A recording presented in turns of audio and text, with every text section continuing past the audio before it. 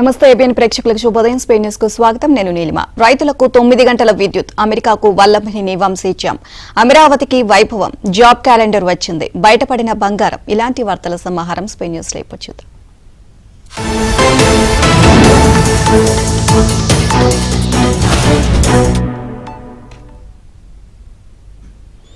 AP రైతాంగానికి పగటిపూటే 9 గంటల నాణ్యమైన విద్యుత్ అందించాలని ముఖ్యమంత్రి నారా చంద్రబాబు సూచించారు. అందుకు తగిన ప్రణాళికలు రూపొందించాలి అని ఇంధన శాఖ అధికారులను ఆయన ఆదేశించారు. వెలగపూడి సచివాలయంలో విద్యుత్ శాఖపై చంద్రబాబు సమీక్ష నిర్వహించారు. రైతుల వ్యవసాయ పంపు సెట్లకు అవసరమైన విద్యుత్ ను అందించేందుకు ఫీడర్ల సామర్థ్యాన్ని మెరుగుపరచడంతో పాటు ప్రత్యేక ఫీడర్లను ఏర్పాటు చేయాలని సూచించారు. డిమాండ్కు తగ్గ విద్యుత్ ఉత్పత్తి, సరఫరా, తక్కువ ఖర్చుతో విద్యుత్ ఉత్పత్తి లాంటి పరిస్థితులను మరింత మెరుగుపరుచుకునేందుకు చర్యలు తీసుకోవాలి అని సీఎం ఆదేశించారు. ఆంధ్రప్రదేశ్లో సోలార్ విద్యుత్ ఉత్పత్తికి అధిక ప్రాధాన్యతను ఇవ్వాల్సి ఉంది అన్నారు. ఆ దిశగా ప్రణాళికలతో రావాలి అని అధికారులను చంద్రబాబు ఆదేశించారు. అవసరాలకు అనుగుణంగా విద్యుత్ ను అందించేందుకు చర్యలు తీసుకోవాలి అన్నారు.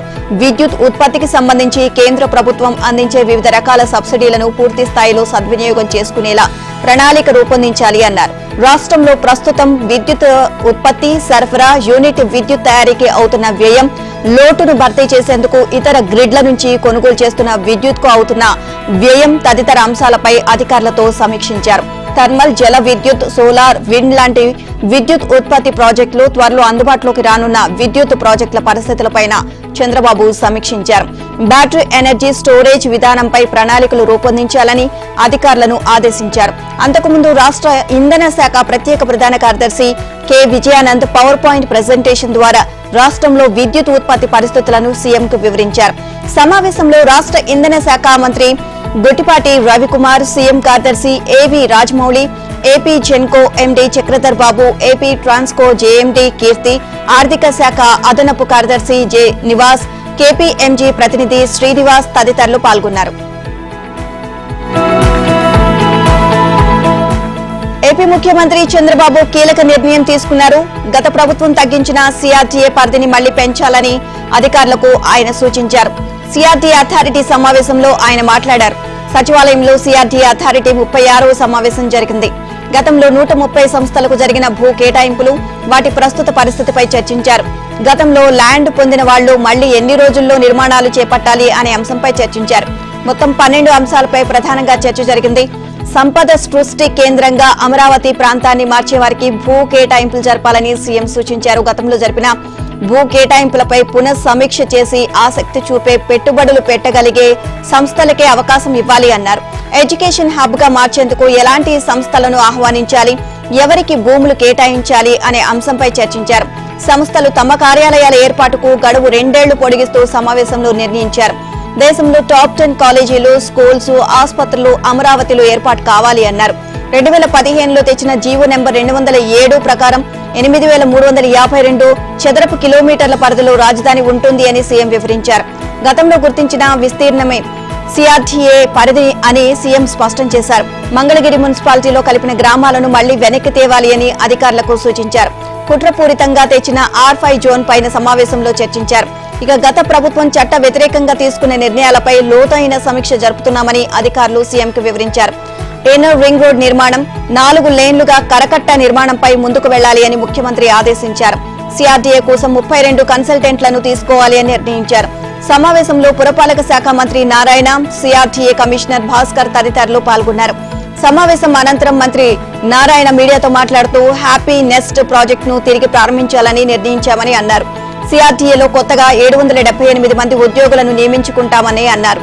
సిఆర్టీఏ కోసం 32 మంది కన్సల్టెంట్లను తీసుకోవడానికి అథారిటీ నిర్ణయించింది అన్నారు. ఇక సీడ్ క్యాపిటల్ నిర్మాణం విషయంలో సింగపూర్ ప్రభుత్వంతో ఉన్న ఒప్పందాన్ని గత ప్రభుత్వం రద్దు చేసింది అని మండిపడ్డారు. ఇక ఈ విషయంలో తిరిగి సింగపూర్ ప్రభుత్వ ప్రతినిధులతో సంప్రదింపులు జరపాలి అని నిర్ణయించారు. క్యాపిటల్ సిటీ ఎంతవరకు ఉంటే అంతవరకు కరకట్ట రోడ్డు నిర్మాణం ఉంటుంది అన్నారు. అమరావతిలోని E5, 11, 13, 15 రోడ్లను NH కు కలిపేలా చర్యలు తీసుకుంటాము అన్నారు. అమరావతికి ERR, ORRలు ఉంటాయి అన్నారు. అమరావతిని కనెక్ట్ చేసేలా కృష్ణానదిపై 6 బ్రిడ్జిలు వచ్చేలా చర్యలు తీసుకుంటాము అన్నారు. ఐకానిక్ బ్రిడ్జిల నిర్మాణమే చేపట్టనున్నట్లు తెలియజేశారు. R5 జోన్ అంశం ప్రస్తుతం కోర్టులో ఉంది అన్నారు. న్యాయ పరిశీలన అనంతరం దానిపై తదుపరి కార్యాచరణ చేపడతాము అన్నారు. స్టార్టప్ ఏరియాపై సింగపూర్ ప్రభుత్వాన్ని తిరిగి సంప్రదించాలని అథారిటీ సమావేశంలో నిర్ణయించామని తెలియజేశారు. కృష్ణా జిల్లా గన్నవరం టీడీపీ కార్యాలయంపై దాడి కేసులో దర్యాప్తు ముమ్మరంగా సాగుతోంది. ఈ కేసులో నిందితుడు వల్లభనేని వంశీ ఇప్పటికే అమెరికా వెళ్లినట్లు ఏపీ పోలీసులు గుర్తించారు. హైదరాబాద్ లో ఆయన ప్రధాన అనుచరుడు ఉన్నట్లు తెలియడంతో గాలింపు చర్యలు చేపట్టారు. పార్టీ ఆఫీసుపై దాడి ఘటనలో వంశీ అనుచరుడికి కీలక పాత్రగా గుర్తించారు. గన్నవరంలో టీడీపీ కార్యాలయంపై దాడి కేసులో వంశీని 71వ నిందితుడిగా పోలీసులు పేర్కొన్నారు. ఇప్పటికే ఈ కేసులో 18 మందిని అరెస్ట్ చేశారు. దాడిలో వంశీ నేరుగా పాల్గొనకపోయినా ఎమ్మెల్యే హోదాలో ఆయన ప్రోద్బలంతోనే వైసీపీ మూకలు విధ్వంసం సృష్టించారు అనే ఆరోపణలు ఉన్నాయి. ఇక మొన్నటి వరకు వైసీపీ ప్రభుత్వం అధికారంలో ఉండడం, దాదాపుగా వంశీ సొంత మనుషులుగా చలామణి అయిన పోలీసులే కీలక స్థానాల్లో ఉండడంతో ఈ కేసులో ఎలాంటి చర్యలు తీసుకోలేదు. కూటమి ప్రభుత్వం అధికారంలోకి వచ్చిన వెంటనే వంశీ అరాచకాలపై ప్రత్యేక దృష్టి సారించింది. గన్నవరం మాజీ ఎమ్మెల్యే వల్లభనేని వంశీ ప్రధాన అనుచరుడు యూసఫ్ పఠాన్ ను పోలీసులు అరెస్ట్ చేశారు. మరో అనుచరుడు రమేష్ ని ఇప్పటికే అదుపులోకి తీసుకున్నారు. గన్నవరంలో టీడీపీ కార్యాలయంపై దాడి కేసులో వంశీని 71వ నిందితుడిగా పోలీసులు పేర్కొన్నారు. ఇప్పటికే ఈ కేసులో 18 మందిని అరెస్ట్ చేశారు. ఇదే కేసులో బాపులపాడు ఎంపీపీ నగేష్ ను పోలీసులు అరెస్ట్ చేశారు. తెలంగాణ అసెంబ్లీలో కొద్దిసేపు కలకలం రేగింది. హైదరాబాద్ నగరంలో అభివృద్ధి కార్యక్రమాలపై సభలో స్వల్పకాలిక చర్చ జరిగింది. చర్చను ప్రారంభించిన ఖైరతాబాద్ ఎమ్మెల్యే దానం నాగేందర్ బీఆర్ఎస్ ను సభ్యులందరినీ ఉద్దేశించి పరుష పదజాలం ఉపయోగించారు అని ఆ పార్టీ సభ్యులు నిరసనకు దిగారు. దానం వ్యాఖ్యలపై తీవ్రంగా స్పందించిన బీఆర్ఎస్ సభ్యులు పోడియం వైపు తీసుకొచ్చారు. ప్రతిగా దానం కూడా పోడియం వైపు రావడంతో కాంగ్రెస్ సభ్యులు ఆయన్ను వెనక్కి తీసుకువెళ్లారు. దానం నాగేందర్ కు మాట్లాడే అవకాశం ఇవ్వడాన్ని నిరసిస్తూ ఎమ్మెల్యే కేటీఆర్ బీఆర్ఎస్ సభ్యులతో కలిసి సభ నుంచి బయటకు వెళ్లిపోయారు. దానం నాగేందర్ చేసిన వ్యాఖ్యల్లో అన్పార్లమెంటరీ వ్యాఖ్యలు ఉంటే రికార్డుల నుంచి తొలగిస్తాము అని స్పీకర్ ప్రసాద్ కుమార్ ప్రకటించారు. ఇక బీఆర్ఎస్ ఎమ్మెల్యేలు ఆందోళనకు దిగడంతో దానం నాగేందర్ వెనక్కి తగ్గారు. తన మాటల్ని వెనక్కి తీసుకున్నారు. ఎవరినైనా బాధించి ఉంటే క్షమించాలి అని కోరారు.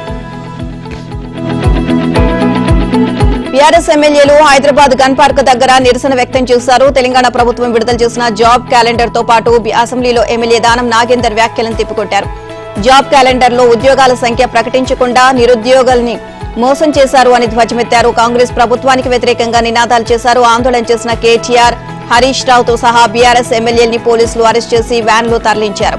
ఇక కాంగ్రెస్ ప్రభుత్వం జాబ్ క్యాలెండర్ తో యువతను మభ్యపెడుతోంది అని బీఆర్ఎస్ ఎమ్మెల్యే కేటీఆర్ విమర్శించారు. జాబ్ క్యాలెండర్ లో పోస్టుల సంఖ్య పెట్టలేదు అంటూ అసెంబ్లీ ఎదుట బీఆర్ఎస్ ఎమ్మెల్యేలు ఎమ్మెల్సీలు నిరసన చేపట్టారు. ఇక ఈ సందర్భంగా కేటీఆర్ మాట్లాడారు. జాబ్ క్యాలెండర్ పై అసెంబ్లీలో చర్చించాలి అని అడిగితే 2 నిమిషాలు కూడా టైం ఇవ్వలేదు అన్నారు. 4 పేపర్ల మీద ఇష్టం వచ్చింది రాసుకొచ్చి జాబ్ క్యాలెండర్ అంటున్నారని విమర్శించారు. తెలంగాణ శాసనసభ దుశ్శాసన సభగా మారింది అని ఆయన ధ్వజమెత్తారు. ఇక నిరుద్యోగులను రెచ్చగొట్టి కాంగ్రెస్ గెలిచింది అని కేటీఆర్ ఆక్షేపించారు. 2 లక్షల ఉద్యోగాలు ఇస్తానన్న రాహుల్ గాంధీ ఎక్కడా అని ప్రశ్నించారు. ఇక రేవంత్ రెడ్డి కొత్తగా ఎన్ని ఉద్యోగాలు ఇచ్చారో తేల్చి చెప్పాలి అని ఆయన డిమాండ్ చేశారు. ఇక రాహుల్ గాంధీ రేవంత్ రెడ్డి అశోక్ నగర్ కు వస్తే యువత తన్ని తరిమేస్తుంది అన్నారు. మభ్యపెట్టి ఎక్కువ రోజులు ప్రభుత్వాన్ని నడపలేరు అని కేటీఆర్ వ్యాఖ్యానించారు. ఇక మీరిచ్చిన జాబ్ క్యాలెండర్ బోగస్ అని కాంగ్రెస్ నేతలకు కూడా తెలుసు అన్నారు. యువతను కాంగ్రెస్ మోసం చేస్తుందని బీఆర్ఎస్ ఎమ్మెల్యేలు ధ్వజమెత్తారు. తెలంగాణ యువత తరపున పోరాడుతుంటే తమను తిడుతుండడం అన్యాయమని అన్నారు. ఇక అనర్హత వేటు ఎదుర్కొంటున్న వ్యక్తికి మైక్ ఇచ్చి తిట్టించారని కేటీఆర్ మండిపడ్డారు. తెలంగాణ యువత రేవంత్ రెడ్డికి ఖచ్చితంగా సమాధానం చెప్తుంది అని మాజీ మంత్రి కేటీఆర్ హెచ్చరించారు. అసెంబ్లీలో పరుష పదజాలంతో తమను రెచ్చగొట్టడం అన్యాయమని అన్నారు. రేవంత్ రెడ్డి చీఫ్ మినిస్టర్ కాదు, చీఫ్ మినిస్టర్ అంటూ మండిపడ్డారు. కాంగ్రెస్ మోసాల్ని ఎత్తుగడల్ని ప్రజలు అర్థం చేసుకోవాలి అని కేటీఆర్ విజ్ఞప్తి చేశారు. నూతన మద్యం విధానం రూపకల్పనపై ఏపీ ప్రభుత్వం కసరత్తు చేస్తుంది. కొత్త విధానం రూపకల్పనకు వివిధ రాష్ట్రాల్లో అధ్యయనం చేయాలని నిర్ణయించింది. అక్టోబర్ 1 నుంచి కొత్త ఎక్సైజ్ విధానం అమలుకు రాష్ట్ర ప్రభుత్వం ప్రణాళికలు చేస్తుంది. 6 రాష్ట్రాల్లో అధ్యయనం కోసం అధికారులతో కూడిన 4 బృందాలను ఏర్పాటు చేశారు. ఒక్కో బృందంలో 3 చొప్పున అధికారులు ఉంటారు. రాజస్థాన్, ఉత్తరప్రదేశ్, కర్ణాటక, తెలంగాణ, తమిళనాడు, కేరళ రాష్ట్రాలకు 4 బృందాలు వెళ్లి అధ్యయనం చేస్తాయి. ఆయా రాష్ట్రాల్లోని ఎక్సైజ్ పాలసీ, మద్యం షాపులు, బార్లు, ధరలు, మద్యం కొనుగోళ్లు, నాణ్యత, చెల్లింపుల విధానం, డిజిటల్ పేమెంట్ అంశాలపై ఈ బృందాలు ఆరా తీస్తాయి. ఇక track and trace, de addiction సెంటర్ల నిర్వహణ వంటి అంశాలపైన అధ్యయన బృందాలు దృష్టి సారిస్తాయి. ఆయా రాష్ట్రాల్లోని అత్యుత్తమ విధానాలపై ప్రభుత్వానికి బృందాలు నివేదిక ఇవ్వనున్నాయి. ఈ నెల 12లోగా నివేదికలు సమర్పించాలని 4 అధ్యయన బృందాలకు ప్రభుత్వం ఆదేశించింది. ఇదిలా ఉంటే ఎక్సైజ్ కుంభకోణంపై త్వరలో సిఐడితో దర్యాప్తు జరిపించేందుకు కూటమి ప్రభుత్వం సిద్ధమవుతోంది. వైసీపీ హయాంలో మద్యం కుంభకోణం జరిగిందని భావిస్తోంది. కొత్త మద్యం విధానంపై అధ్యయనం చేశాక ఓ నిర్ణయం తీసుకోవాలి అని నిర్ణయించింది. గత ప్రభుత్వ అక్రమాలపై వారంలోగా నివేదిక ఇవ్వాలని సీఎం చంద్రబాబు ఇప్పటికే అధికారులకు ఆదేశాలు జారీ చేశారు. మద్యం తయారీ నుంచి విక్రయం వరకు ట్రాక్ అండ్ ట్రేస్ పాలసీ తీసుకురావాలని ప్రభుత్వం నిర్ణయించింది. ఇక మద్యం సేకరణకు కొత్తగా ప్రొక్యూర్మెంట్ పాలసీ తీసుకొచ్చి మార్కెట్లో అన్ని ప్రముఖ బ్రాండ్లు దొరికేలా కొత్త పాలసీ తీసుకురావడానికి కూటమి సర్కార్ సిద్ధమవుతుంది. మద్యం నాణ్యతపై కూడా సీఎం ఆదేశాలు జారీ చేశారు. తక్కువ ధరకే నాణ్యమైన మద్యం బాటిల్ ఉండాలని, ఇక నెల రోజుల్లోగా అన్ని మద్యం షాపుల వద్ద డిజిటల్ పేమెంట్ల కోసం ఏర్పాట్లు చేయాలని సీఎం ఆదేశాలు జారీ చేశారు. వైసీపీ అధినేత జగన్ వైఖరి మారలేదు. ఏపీ ప్రజలు ఎన్నికల్లో చిత్తుగా ఓడించినా జగన్ బుద్ధి మారలేదు అని వైసీపీ కార్యకర్తలు ఆగ్రహాన్ని వ్యక్తం చేస్తున్నారు. 11 సీట్లతో జగన్ రెడ్డిని ఇంటికి పంపించినా ఆయన తీరులో మార్పు రాలేదని మరికొందరు బాహాటంగానే నిరసన వ్యక్తం చేస్తున్నారు. జగన్ ను కలవడానికి వచ్చిన తమను జగన్ తాడేపల్లి ప్యాలెస్ ముందు మెడపట్టి బయటకు గెంటించారని వారంతా మండిపడుతున్నారు. వివిధ జిల్లాల నుంచి జగన్ ను కలవడానికి వచ్చిన కార్యకర్తలకు చేదు అనుభవం ఎదురవడంతో ఉసూరుమంటూ వెనుదిరిగారు. ఇక సమస్యలతో వచ్చిన వారిని జగన్ స్వయంగా కలిసి ఆర్థిక సాయం అందిస్తారు అని వైసీపీ నేతలు విస్తృత ప్రచారం చేశారు. జగన్ అందించే సాయం కోసం వివిధ జిల్లాల నుంచి ఆ పార్టీ కార్యకర్తలు పెద్ద ఎత్తున తరలి వచ్చారు. ఆశతో వచ్చిన వారి సెల్ ఫోన్లను జగన్ వ్యక్తిగత భద్రతా సిబ్బంది విసిరేసి బయటకు నెట్టేశారని ఇక పార్టీ కార్యకర్తలు వాపోయారు. జగన్ నివాసం వద్ద తమకు ఎదురైన అనుభవంపై వారు ఆవేదన వ్యక్తం చేశారు. గతంలో ఇలా చేయడంతో ఎన్నికల్లో జగన్ ఘోర పరాజయం పాలయ్యారని విమర్శిస్తున్నారు. ఇక ఓడినా జగన్ బుద్ధి మారలేదు అనే భద్రతా సిబ్బందిపై ఆగ్రహం వ్యక్తం చేస్తున్నారు. తమను అవమానిస్తారా అంటూ తాడేపల్లి ప్యాలెస్ నుంచి వైసీపీ కార్యకర్తలు వెళ్లిపోయారు. నవ్యాంధ్ర రాజధాని అమరావతి పనులు చకచకా సాగేందుకు సర్వం సిద్ధమవుతోంది. అమరావతి రాజధాని నిర్మాణం విషయంలో ఇప్పటికే ప్రభుత్వం దూకుడు పెంచింది. ఇప్పటికే అమరావతికి చేరుకున్న ఐఐటి బృందం 2019కి ముందు నిర్మాణాలు ప్రారంభమై మధ్యలోని నిలిచిపోయిన భవనాలను పరిశీలించింది. నిలిచిపోయిన భవన నిర్మాణాల విషయంలో ఎలా ముందుకు వెళ్లాలి అనే అంశంపై ఇంజనీర్ల బృందం అధ్యయనం చేస్తుంది. రాజధానిలో 2 రోజుల పాటు ఉండి కట్టడాలను పరిశీలించనుంది. ఇక రాజధాని అమరావతిలో ఎమ్మెల్యే ఎమ్మెల్సీ భవన సముదాయాలను హైదరాబాద్ ఐఐటి నిపుణుల బృందం పరిశీలించింది. అనంతరం ఐఐటి ప్రొఫెసర్లు సుబ్రహ్మణ్యం మున్వర్ భాష మీడియాతో మాట్లాడారు. భవనాల పటిష్టత సామర్థ్యం నిర్ధారణకు మరికొంత సమయం పడుతుంది అని తేల్చి చెప్పారు. భవనాల ప్రస్తుత స్థితి, నిలిచి ఉన్న వర్షపు నీటి ప్రభావం, నిర్మాణ సామగ్రి తాజా స్థితిగతులను అంచనా వేయాల్సి ఉంటుంది అని తెలియజేసింది. సాంకేతికంగా వాటిని పూర్తిగా పరిశీలించాక ప్రభుత్వానికి నివేదిక అందజేస్తామని బృందం తెలిపింది. నివేదికకు ఎంతకాలం పడుతుంది అన్నది ఇప్పుడే స్పష్టంగా చెప్పలేము అని పేర్కొంది. సాధ్యమైనంత త్వరగానే ప్రభుత్వానికి నివేదికను అందజేస్తామని ఐఐటి బృందం వెల్లడించింది. ఏపీలో జరిగిన ఇసుక అక్రమ తవ్వకాల వ్యవహారంపై సుప్రీంకోర్టులో విచారణ జరిగింది. వైసీపీ హయాంలో ఇసుక తవ్వకాలు అక్రమంగా జరిగాయి అన్న అంశంపై ఆరా తీసింది. ఇసుక తవ్వకాల అంశంపై తాజా నివేదికలతో ఏపీ ప్రభుత్వం, కేంద్ర అటవీ పర్యావరణ శాఖ అఫిడవిట్లు దాఖలు చేశాయి. అనంతరం సుప్రీంకోర్టు విచారణను ఆగస్టు 31కి వాయిదా వేసింది. ఇప్పటికే 8 జిల్లాల్లో తనిఖీలు జరిపామని కేంద్ర అటవీ పర్యావరణ మంత్రిత్వ శాఖ అఫిడవిట్లో పేర్కొంది. తనిఖీల్లో తేలిన విషయాలన్నీ కోర్టు ముందు ఉంచామని అదనపు సొలిసిటర్ జనరల్ తెలియజేశారు. ఈ వ్యవహారంలో కీలక పాత్ర పోషించిన జేపీ వెంచర్స్ ను వదిలిపెట్టవద్దని రాష్ట్ర ప్రభుత్వం విజ్ఞప్తి చేసింది. తెలంగాణ రాష్ట్ర ప్రభుత్వం నిరుద్యోగులకు శుభవార్త చెప్పింది. ఎప్పుడెప్పుడా అని నిరుద్యోగులు ఎదురు చూస్తున్న జాబ్ క్యాలెండర్ ను ఎట్టకేలకు విడుదల చేసింది. వచ్చే ఏడాది ఆగస్టులోపు ప్రభుత్వ ఉద్యోగ నియామకాలకు నోటిఫికేషన్లు వెలువడతాయని కాంగ్రెస్ సర్కార్ తెలియజేసింది. ఏ ఉద్యోగాలు ఎప్పుడు భర్తీ చేయాలి అనే విషయాలను క్యాలెండర్లో తెలంగాణ సర్కార్ స్పష్టంగా పేర్కొంది. నోటిఫికేషన్ విడుదల చేసే నెల, పరీక్షలు ఎప్పుడు నిర్వహించాలి అనే వివరాలతో పాటు నియామకాలు నిర్వహించే ఏజెన్సీ, ఉద్యోగానికి కావాల్సిన అర్హతల గురించి అందులో పొందుపరిచారు. జాబ్ క్యాలెండర్ ను ఉప ముఖ్యమంత్రి భట్టి విక్రమార్క అసెంబ్లీలో ప్రకటించారు. ఇక జాబ్ క్యాలెండర్ ప్రకారం టీజీపీఎస్సీ ఆధ్వర్యంలో గ్రూప్ 1 పరీక్షలు అక్టోబర్లో, గ్రూప్ 2ను డిసెంబర్లో, గ్రూప్ 3ని నవంబర్లో నిర్వహించనున్నారు. ఇక తెలంగాణ కాంగ్రెస్ ప్రభుత్వం జాబ్ క్యాలెండర్ ను ప్రకటించడంతో నిరుద్యోగులు హర్షం వ్యక్తం చేస్తున్నారు. టీపీసీసీ అధికార ప్రతినిధి చెనగాని దయాకర్ ఆధ్వర్యంలో ఓయూ విద్యార్థులు ముఖ్యమంత్రి రేవంత్ రెడ్డి చిత్రపటానికి క్షీరాభిషేకం చేశారు. తెలంగాణలో గత 10 ఏళ్లుగా ఉద్యోగాలను భర్తీ చేయకపోవడంతో నిరుద్యోగులు నిరాశ చెందారు అన్నారు. కాంగ్రెస్ ప్రభుత్వం ప్రతి ఏటా జాబ్ క్యాలెండర్ ను విడుదల చేయడం శుభ పరిణామం అన్నారు. యువతకు ఉపాధి కల్పించేందుకు సీఎం రేవంత్ రెడ్డి స్కిల్ యూనివర్సిటీని ఏర్పాటు చేయడంపై నిరుద్యోగులు హర్షం వ్యక్తం చేశారు. హైదరాబాద్ లో మరో అంతర్జాతీయ క్రికెట్ స్టేడియం నిర్మిస్తామని తెలంగాణ సీఎం రేవంత్ రెడ్డి ప్రకటించారు. బేకరీ కంచెలోని స్కిల్ యూనివర్సిటీకి సమీపంలో ఈ నిర్మాణాన్ని చేపడతామని ఆయన వెల్లడించారు. ఇప్పటికే బీసీసీఐతో ప్రాథమిక చర్చలు పూర్తి చేస్తాము అన్నారు. శాసనసభలో సీఎం ఈ విషయాన్ని వెల్లడించారు. తెలంగాణ క్రీడాకారులను అన్ని విధాలుగా ప్రోత్సహిస్తామని సీఎం రేవంత్ రెడ్డి హామీ ఇచ్చారు. త్వరలో స్పోర్ట్స్ పాలసీని తీసుకొస్తామని అన్నారు. దీనికోసం హర్యానా విధానాన్ని పరిశీలిస్తున్నట్లు సీఎం వెల్లడించారు. క్రీడల కోసం బడ్జెట్లో 321 కోట్ల రూపాయలు కేటాయించామన్నారు. యూసఫ్గూడ, గచ్చిబౌలి, సరూర్ నగర్ స్టేడియాల్లో క్రీడలు తగ్గాయని చెప్పారు. ఎల్బీ స్టేడియంలో క్రీడలు తగ్గి రాజకీయ కార్యకలాపాలు పెరిగాయని వ్యాఖ్యానించారు. ఇక రాష్ట్రానికి చెందిన అంతర్జాతీయ క్రికెటర్ మహమ్మద్ సిరాజ్ కు గ్రూప్ 1 ఉద్యోగం ఇస్తున్నామని అన్నారు. బాక్సర్ నిఖత్ జరీన్ కు ఆర్థిక సాయం చేయడమే కాకుండా ఇంటి స్థలాన్ని కేటాయించామని చెప్పారు. ఇక వ్యసనాల నుంచి యువతను బయటకు తీసుకురావాలి అంటే క్రీడలను ప్రోత్సహించాల్సిన బాధ్యత అందరిపై ఉంది అన్నారు. వచ్చే సమావేశాల్లో క్రీడలకు సంబంధించిన పాలసీ తీసుకువస్తామని అన్నారు. దీనికి సంబంధించి ప్రతిపక్షాలు సలహాలు, సూచనలు ఇస్తే స్వీకరిస్తామని తెలియజేశారు. విద్యార్థులకు క్రీడలపై ఆసక్తిని పెంచాల్సిన బాధ్యత ప్రభుత్వంపై ఉంది అన్నారు. దీనికి అందరూ సహకరించాలని సీఎం కోరారు. తెలంగాణ రాష్ట్రాన్ని, ప్రభుత్వాన్ని బలహీనపరచాలని కేసీఆర్ చూస్తున్నారని సీఎం రేవంత్ రెడ్డి మండిపడ్డారు. హైదరాబాద్ నగరం బ్రాండును దెబ్బతీయడానికి కుట్రలు జరుగుతున్నాయని ఆరోపించారు. నగరంలో హత్యలు జరుగుతున్నాయంటూ దుష్ప్రచారం చేస్తున్నారని సీఎం ఫైర్ అయ్యారు. హైదరాబాద్ లోని హత్యలపై తాను లెక్కలు తీయించానని, గత డిసెంబర్ నుంచి జూలై వరకు 46 హత్యలు జరిగాయి అన్నారు. అంతకంటే 6 నెలల ముందు 48 హత్యలు జరిగాయి అన్నారు సీఎం రేవంత్. అసెంబ్లీ సమావేశాల్లో మంత్రి సీతక్క మాట్లాడిన వీడియోను గుర్తు తెలియని వ్యక్తులు మార్ఫింగ్ చేశారు. సామాజిక మాధ్యమాల్లో సీతక్క వ్యాఖ్యలను వైరల్ చేసిన వారిపై చర్యలు తీసుకోవాలని కోరుతూ కాంగ్రెస్ నేత, న్యాయవాది తేజావత్ వెంకట నాయక్ సైబర్ క్రైమ్ పోలీసులకు ఫిర్యాదు చేశారు. ఎక్స్ వేదికగా మంత్రి సీతక్కతో పాటు మంత్రి పొన్నం ప్రభాకర్ల వీడియోలను మార్ఫింగ్ చేసి పోస్టులు పెట్టారని ఆయన ఆరోపించారు. వాటిని సోషల్ మీడియాలో సర్క్యులేట్ చేస్తున్నారని ఫిర్యాదులు పేర్కొన్నారు. వెంకట నాయక్ ఫిర్యాదుపై ఐటీ యాక్ట్ కింద కేసు నమోదు చేసిన సైబర్ క్రైమ్ పోలీసులు కేసులు దర్యాప్తు చేస్తున్నారు. మాజీ సీఎం కేసీఆర్ ను ఉద్దేశించి రెవెన్యూ శాఖ మంత్రి పొంగులే శ్రీనివాస్ రెడ్డి ఘాటు వ్యాఖ్యలు చేశారు. గత ప్రభుత్వంలో ధరణి పేరుతో పెద్ద మనిషి ప్రజలను దగా చేశారని ధ్వజమెత్తారు. ఆ పోర్టల్ రైతుల పాలిట శాపంగా, భూతంగా మారింది అని ఆక్షేపించారు. ఇద్దరు వ్యక్తులు గదిలో కూర్చొని విప్లవాత్మక మార్పు అంటూ మోసపూరితంగా ధరణి పోర్టల్ తెచ్చారని ధ్వజమెత్తారు. అప్పట్లో ఆ పోర్టల్ ధృతరాష్ట్ర కౌగిలిలో చిక్కుకుంది అని పేర్కొన్నారు. ఒకప్పుడు భూమికి సంబంధించి రైతుకు ఏ కష్టం వచ్చినా రెవెన్యూ కార్యాలయాల్లో పరిష్కారం దొరికేది అన్నారు. ధరణి వచ్చాక రైతులు కోట్ల చుట్టూ తిరగాల్సిన దుస్థితి ఏర్పడింది అన్నారు. కొందరు ఆత్మహత్యలు చేసుకున్నారని, ధరణి ఓ మాయదారి పోర్టల్ అని విమర్శించారు. ధరణి పేరుతో మాయమైన భూములన్నిటినీ బయటకు తీస్తామని రైతులకు ఆయన హామీ ఇచ్చారు. పేదవారి దగ్గర గత ప్రభుత్వం లాక్కున్న ఆస్తులన్నిటినీ తిరిగి మళ్లీ పేదవారికి అందిస్తామని హామీ ఇచ్చారు. సమస్యల కారణంగా రైతులు కన్నీరు పెట్టుకోవడంతోనే మీరు అక్కడ కూర్చోవాల్సి వచ్చింది అని బీఆర్ఎస్ సభ్యులను ఉద్దేశించి అన్నారు. తెలంగాణలో భూ హక్కులు, భూ సంస్కరణలు అనే అంశంపై శాసనసభలో లఘు చర్చను చేపట్టగా మంత్రి పొంగులేటి మాట్లాడారు.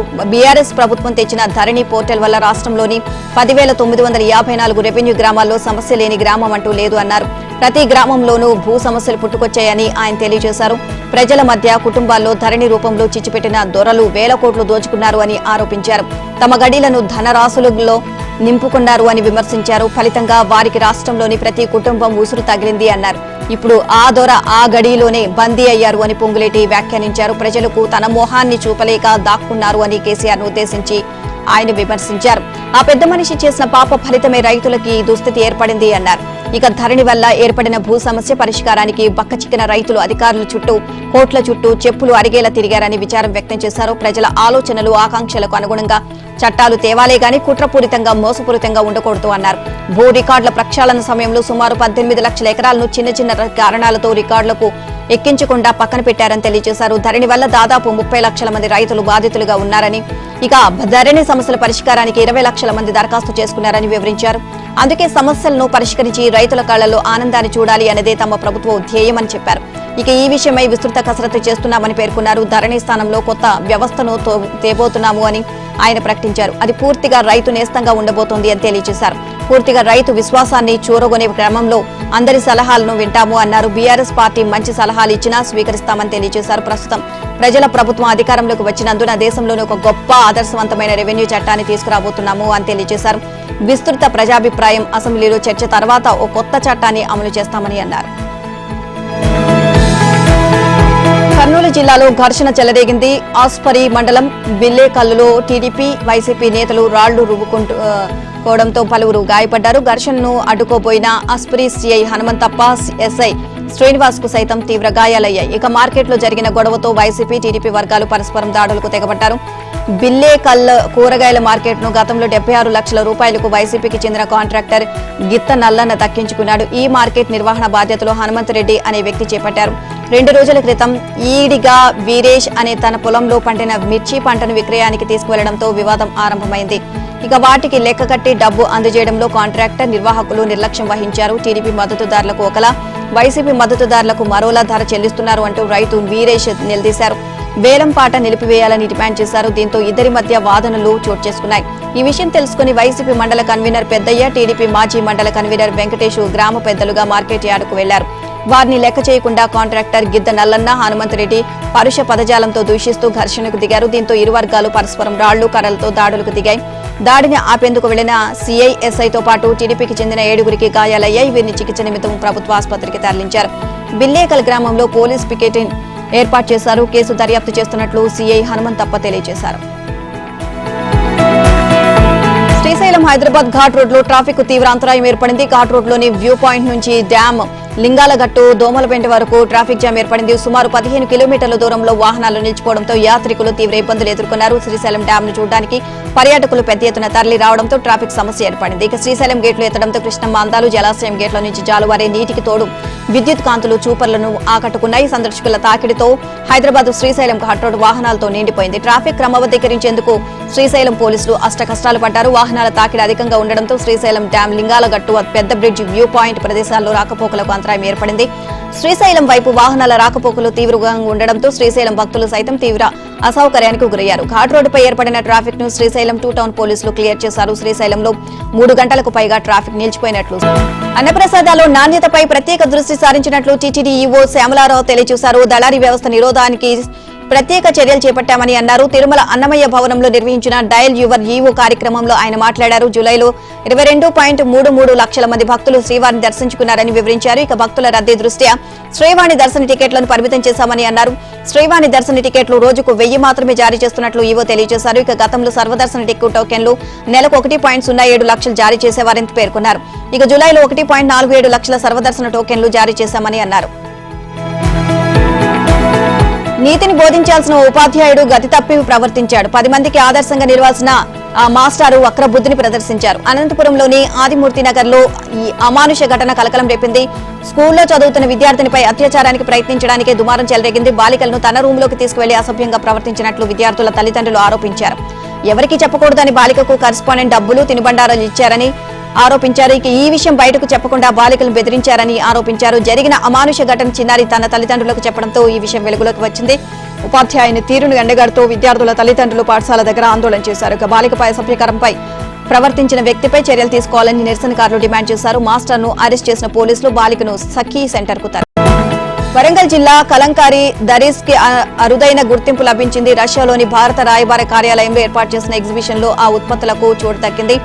Oriental studies, Russian academy of sciences సంయుక్తంగా ఎగ్జిబిషన్ ఏర్పాటు చేసింది. 10 రాష్ట్రాలకు చెందిన ఉత్పత్తులకు ఎగ్జిబిషన్ లో ప్రదర్శించారు. వరంగల్ జిల్లా నుంచి కలంకారీ దరీస్, తమిళనాడు నుంచి కాంచీపురం పట్టుపావడ, మధ్యప్రదేశ్ అశోక్ నగర్ నుంచి చందేరి చీరలతో సహా 21 రకాల చేతి వృత్తులు, కశ్మీర్ కుంకుమ పువ్వు, అస్సాం రాయల్ టీను ప్రదర్శించేందుకు అవకాశం లభించింది. ఈ ఎగ్జిబిషన్ ను రష్యాలో భారత రాయబారి వినయ్ కుమార్ ప్రారంభించారు.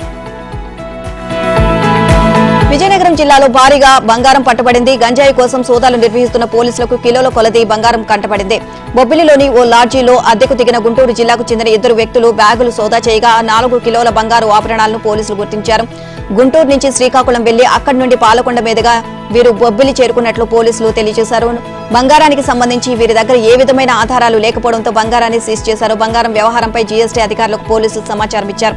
జీఎస్టీ అధికారులతో కలిసి నిందితులను విచారిస్తే ఆసక్తికరమైన అంశాలు బయటపడతాయని పోలీసులు భావిస్తున్నారు. ఇక ఇదిలా ఉండగా కారులో విదేశీ బంగారం కలకలం రేపింది. కారు హ్యాండ్ బ్రేక్ కింద ప్రత్యేకంగా ఏర్పాటు చేసిన అరలో విదేశీ బంగారాన్ని హైదరాబాద్ డిఆర్ఐ అధికారులు స్వాధీనం చేసుకున్నారు. 2.5 కోట్ల రూపాయల విలువైన బంగారాన్ని రవాణా చేస్తున్న 3 డిఆర్ఐ అధికారులు అరెస్ట్ చేశారు.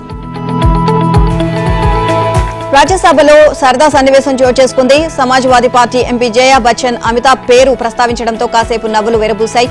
రాజ్యసభ చైర్మన్ జగదీప్ ధన్కడ్, ఎంపీ జయా బచ్చన్ మధ్య జరిగిన సరదా సంభాషణ సభలో ప్రత్యేక ఆకర్షణగా నిలిచింది. తనను తాను పరిచయం చేసుకునే క్రమంలో అమితాబ్ పేరును జయా బచ్చన్ ప్రస్తావించడంతో ధన్కడ్ పగలబడి నవ్వారు. సభలో మిగిలిన సభ్యులు కూడా నవ్వుతూ వినిపించారు. ఇక జయా బచ్చన్ అమితాబ్ పేరును ప్రస్తావించడం వెనుక ప్రత్యేక నేపథ్యం ఉందని సమాచారం. రాజ్యసభ డిప్యూటీ చైర్మన్ హరివంశ్ నారాయణ్ సింగ్ గతంలో జయా బచ్చన్ మాట్లాడాలని అంటూ ఆహ్వానించారు. దీనిపై జయా బచ్చన్ అభ్యంతరం వ్యక్తం చేశారు. జయా బచ్చన్ అంటే సరిపోతుంది అంటూ పేర్కొన్నారు. రికార్డుల్లో మీ పూర్తి పేరు ఇలాగే ఉంది అంటూ చెప్పగా మహిళలకు స్వతహాగా గుర్తింపు లేదా అంటూ ఆ రోజు ఆమె ఒకంత అసహనాన్ని వ్యక్తం చేశారు. బచ్చన్ మాట్లాడేందుకు అవకాశం ఇచ్చారు. తనను తాను అమితాబ్ బచ్చన్ గా పేర్కొనడంతోనే సభలో నవ్వులు విరిశాయి. ఇక జగదీప్ ధన్ఖడ్ అయితే పగలబడి నవ్వారు. మీరు ఇవాళ భోజనం చేసినట్లు లేదు, అందుకే జయరాం రమేష్ పేరు పదే పదే ప్రస్తావిస్తున్నారు అని ఆమె వ్యాఖ్యానించారు. ఇక ఆయన పేరు ప్రస్తావించుకుంటే ఆహారం అరగదేమో అంటూ జయా బచ్చన్ చమత్కరించారు. ఢిల్లీ కోచింగ్ సెంటర్ వ్యవహారాన్ని కేంద్ర దర్యాప్తు సంస్థకు బదిలీ చేస్తున్నట్లు ఢిల్లీ హైకోర్టు వెల్లడించింది. Rao's IAS study centre basement లో మునిగి శిక్షణ పొందుతున్న 3 అభ్యర్థులు మృతి చెందారు అని కోర్టు తెలియజేసింది. కేసు సిబిఐకి బదిలీ అయింది అని వెల్లడించింది. ఘటన తీవ్రత, అవినీతి, అధికారుల పాత్రను దృష్టిలో పెట్టుకుని నిర్ణయం తీసుకున్నట్లు ఢిల్లీ కోర్టు తెలియజేసింది. దర్యాప్తులో ప్రజలకు ఎటువంటి అనుమానాలకు తావు లేకుండా ఉండేందుకు ఈ నిర్ణయం తీసుకున్నారని వివరించింది. ఈ దర్యాప్తు పర్యవేక్షణ కోసం సీనియర్ అధికారిని నియమించాలని సెంట్రల్ విజిలెన్స్ కమిషన్ ను కోర్టు ఆదేశించింది. ఈ సందర్భంగా ఢిల్లీ పోలీసులు, మున్సిపల్ అధికారులు చెప్పిన సమాధానాలపై కోర్టు మండిపడింది. భారత్ శ్రీలంక మధ్య జరిగిన తొలి మ్యాచ్ టైగా ముగిసింది. 231 పరుగుల లక్ష్యంతో బ్యాటింగ్ చేసిన భారత్ 47.5 ఓవర్లు 230 పరుగులకు ఆలౌట్ అయింది.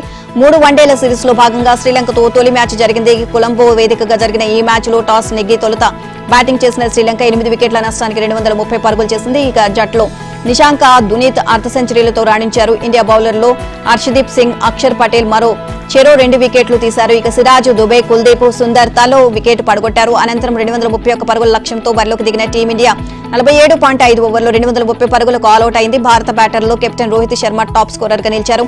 అక్షర్ పటేల్ 33, కే రాహుల్ 31, శివం దుబే 25, కోహ్లీ 24 పరుగులు చేశారు. 231 పరుగుల లక్ష్యంతో బ్యాటింగ్ చేసిన టీమిండియాకు మంచి ఆరంభమే లభించింది. తొలి విరాట్, రోహిత్ అలాగే గిల్ జోడీ 75 పరుగులు చేశారు. 12.4 ఓవర్ల వద్ద వెలగానే బౌలింగ్ లో శుభ్మన్ గిల్, కుశాల్ మెండిస్ కు క్యాచ్ ఇచ్చి వెనుదిరిగారు. స్వల్ప తేడాతో 3 వికెట్ల కోల్పోవడంతో భారత్ కొంత ఒత్తిడిలోకి వెళ్లింది. అనంతరం శ్రేయస్ అయ్యర్ తో జట్టు కట్టిన కోహ్లీ మరో వికెట్ పడకుండా జాగ్రత్తగా ఆడారు. ఇక 4వ వికెట్ కు వీరు 43 పరుగులు జోడించారు. ఈ క్రమంలో 24 ఓవర్ తొలి బంతికి కోహ్లీ, ఆ తర్వాత ఓవర్లో శ్రేయస్ అవుట్ కావడంతో భారత్ పీకల్లోతు కష్టాల్లోకి వెళ్లిపోయింది. అక్షర్ పటేల్, కేఏ రాహుల్ పట్టుదలగా ఆడడంతో భారత్ విజయం వైపు వడివడిగా అడుగులు వేసింది. 6వ వికెట్ కు వీరి జోడీ 57 పరుగులు చేసింది. ఇక 189 పరుగుల వద్ద రాహుల్ హసరంగ బౌలింగ్ లో క్యాచ్ అవుట్ అయ్యాడు. ఇక తర్వాతి ఓవర్లో అసలంక బౌలింగ్ లో అక్షర్ పటేల్ ఆఫ్ సైడ్ లో కుశాల్ మెండిస్ కు క్యాచ్ ఇచ్చి వెనుతిరిగాడు.